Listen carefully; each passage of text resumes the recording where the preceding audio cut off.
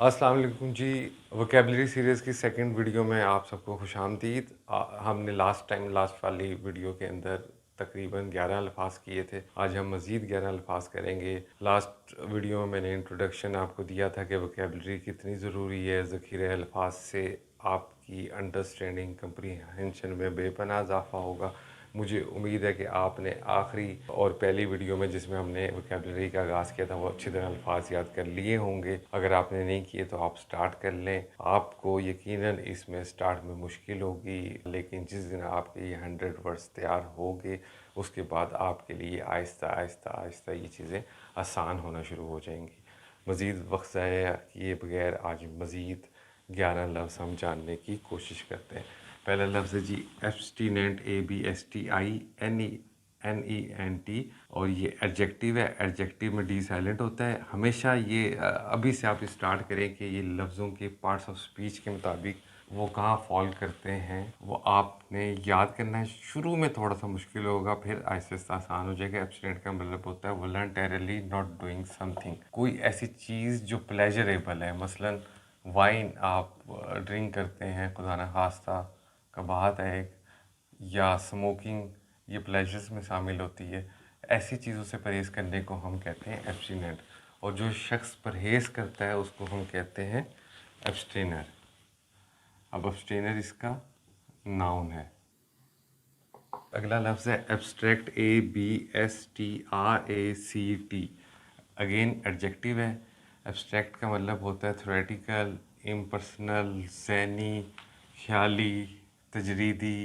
Abstract art का आपने नाम सुना होगा। एब्स्ट्रैक्ट आर्ट वो आर्ट होता है जिसमें उल्टी सीधी लाइनें होती हैं और वो जो क्रिएटर है उसके अपने जहन का कोई ख्याल होता है और उसको देखने वाला भी अपने जहन के मुताबिक समझता है। उस आर्ट की बड़ी कीमत होती है। उस आर्ट को भी एब्स्ट्रैक्ट आर्ट भी कहते हैं, ऐसे आर्ट को। अदरवाइज़ इसका मतलब ये है कि वो कॉन्सेप्ट्स जो मटेरियल नहीं, जिनको हम छू नहीं सकते, मसलन truth and beauty are abstract concept. आपके जहन में अगर कोई आ रहा है तो वो ये आना चाहिए कि फेथ, होप, ये इस तरह के जो एडजेक्टिव्स हैं, जो आइडियाज़ हैं जिन्हें हम छू नहीं सकते, हम उन्हें एब्स्ट्रैक्ट कहते हैं।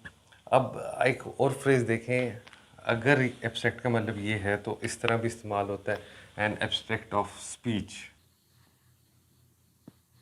आपने सुना होगा हम जो थीसिस लिखते हैं जो स्टूडेंट्स यूनिवर्सिटी में, उसका एब्स्ट्रैक्ट का एक अनुमान होता है।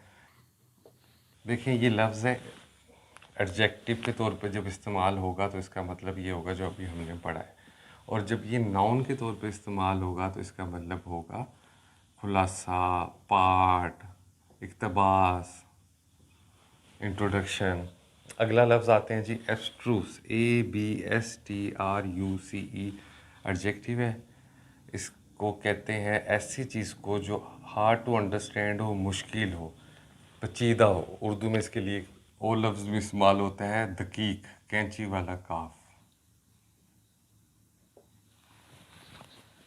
अगला लफ्ज़ है जी अबिज़मल। अबिज़मल अगेन एडजेक्टिव है, और अबिज़मल का मतलब होता है एक्सट्रीमली होपलेस, अथा। अथा वो चीज़ जिसकी कोई सतह ना हो, यानी बहुत गहरी, गहराई। The nation's debt crisis was abysmal, बहुत गहरे हैं। ये फ्रेज़ एक कॉमनली इस्तेमाल होता है। आपने ख़ास तौर पर न्यूज़पेपर के अंदर अबिज़मल पॉवर्टी, यानी ऐसी मुफलिसी जो बहुत ज़्यादा फैली हो। अबिज़मल पॉवर्टी नाउन, ये एडजेक्टिव। अबिज़मल डिस्पेयर, बहुत ज़्यादा मायूसी, परेशानी।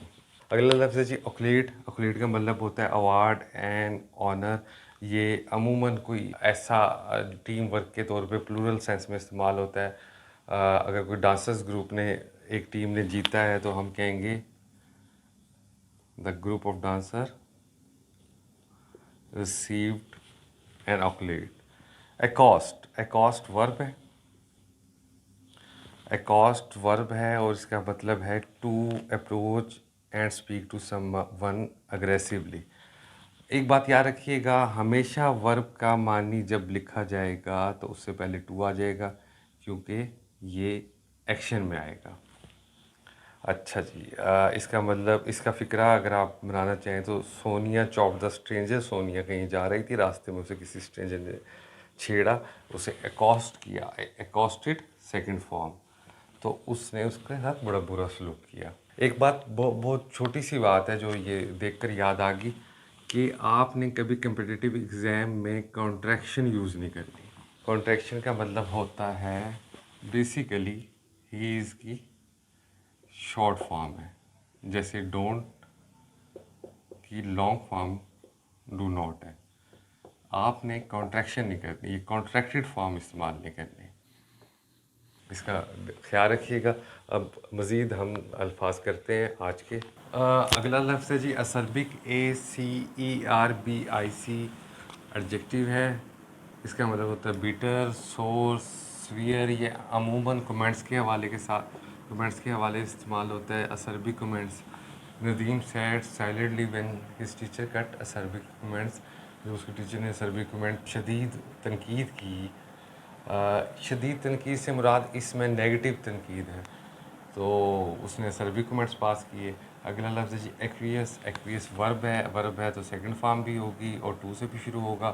टू कंप्लाई, पैसिवली किसी की बात नीम रजामंदी से मान लेना। आप इस तरह से समझ सकते हैं कि आप दोस्तों के साथ घूमने फिरने के लिए जाना चाहते थे और आप अपने वालिद साहब से जब इजाज़त लेने आते हो तो वो आपको डांटते हैं और आपको याद कराते हैं कि आपके इम्तहान बड़े नज़दीक है।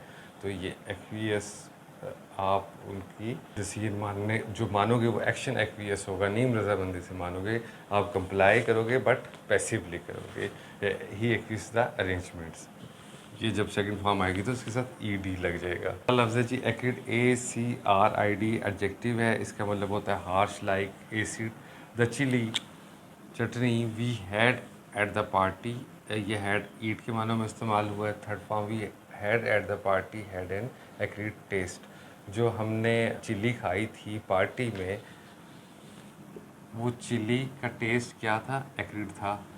ये अमूमन एक्रिड लफ्ज़ इस्तेमाल होता है जी टेस्ट और स्मेल्स के लिए, लेकिन आप इसे हार्श पर्सनैलिटी के लिए भी इस्तेमाल कर सकते हैं। आप एक्रिड कमेंट भी कह सकते हैं। असरबिक कमेंट है जैसे उससे थोड़ा सा ज़्यादा एक्रिड कमेंट होता है जी। देखें, इस तरह इंटर रिलेट जो मैं आपको कह रहा हूँ ना कि फ़र्स्ट 100 वर्ड्स आपके लिए मुश्किल है, एक दफ़ा आप पहले 100 लफ्ज़ कर लिए आपने तो आपके लिए बहुत ज़्यादा आसान है और कंप्रीहेंशन आपको पढ़ने का मज़ा आ जाएगा, आपको चीज़ें समझ आएंगी क्योंकि सब कुछ जितना डाटा है वो सब का सब अंग्रेज़ी ज़ुबान में है। अगले लफ्ज़ पे चलते हैं जी एक्रीमोनियस। अगेन एडजेक्टिव है, full of spite, bitter, nasty. Urdu में अगर हम इसे कहेंगे तुंद, तल्ख। आपने ये सुना होगा कि बड़ी तेज़ और तुंद हवा चल रही थी। तुंद हवा, काट देने वाली हवा। तो एक्रीमोनियस भी ऐसा ही है कि ऐसी चीज़ जो काट देने वाली हो, गुस्से की मानों में, लड़ाई के मानों में, तनाज़े के मानों में। Relations between political parties are acrimonious. अब आप एक लम्हे के लिए मुझे सोच के बताइए कि एक्रीमोनियस का नाउन क्या होगा।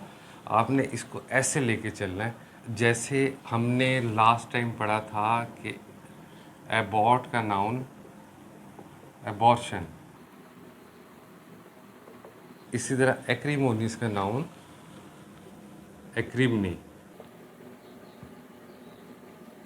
We were very fast friends but now we have acrimony between us. अब हमारे दरमियान तनाज़ा है, तलखी है।